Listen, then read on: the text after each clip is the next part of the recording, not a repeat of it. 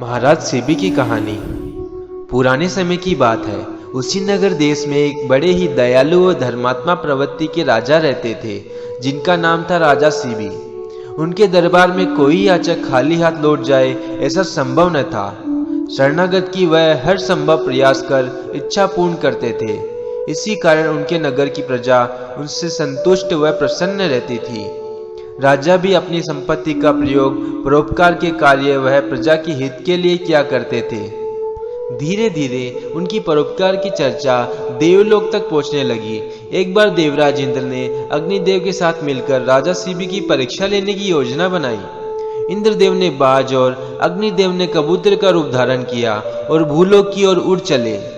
कबूतर बाज से अपनी जान बचाते हुए सीबी के दरबार में जा पहुंचा, जहां राजा अपने मंत्रियों के साथ कुछ आवश्यक चर्चा कर रहे थे। उधर बाज भी कबूतर का पीछा करता हुआ सीबी के दरबार में जा पहुंचा। बाज को देखकर कबूतर ने मनुष्य की भाषा में महाराज सीबी की गोद में चिपते हुए कहा, राजन, इस बात से मेरे प्राणों की रक्षा करो। मैं आपकी शरण में आया हूँ, मुझे शरण आए की रक्षा करो। महाराज सीबी ने कबूतर के ऊपर हाथ सहलाते हुए उसके प्राणों की बात से रक्षा का आश्वासन दिया। तभी दरबार में बैठे बाज ने कहा, नहीं महाराज, आप इसे वचन न दे, ये मेरा आहार है, इसे खाकर मैं अपनी भूख मिटाऊंगा, अतः आप इसे मुझे सौंप दे। महाराज सीबी ने कहा, ये कबूतर अब मेरी शरण में आया है, इसके प्राणों की रक्षा करना अब मेरा धर्म है। भले ही इसके बदले तुम अपनी भूख मिटाने के लिए मेरे शरीर का मांस ले लो, मैं तुम्हें अभी इस कबूतर के वजन के जितना मांस दे दूंगा। राजा सीबी ने दरबार में एक तराजू मंगवाया, जिसके एक पलड़े में कबूतर को रखा और दूसरे पलड़े में अपनी एक जांघ का मांस का टुकड़ा रख दिया। काफी मांस रखने पर भी पलड़ा न हिला तो राजा ने और मांस काट कर रख दिया, लेकिन फिर भी पलड़ा ज्यों का त्यों बना रहा। राजा को बड़ा आश्चर्य हुआ, लेकिन वह कबूतर की जान बचाने के लिए वचनबद्ध थे, इसीलिए उन्होंने अपनी दूसरी जांघ का मांस का भी टुकड़ा काट के रख दिया।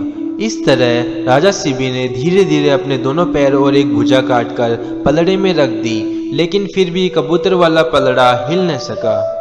ये देखकर राजा सीबी बड़े निराश हुए। राजा समझ गए कि ये कोई साधारण पक्षी नहीं है। अंत में लहूलुहान राजा स्वयं पलड़े में जाकर बैठ गए और इस बार पलड़ा भारी होकर भूमि पर टिक गया और कबूतर का पलड़ा ऊपर उठ गया।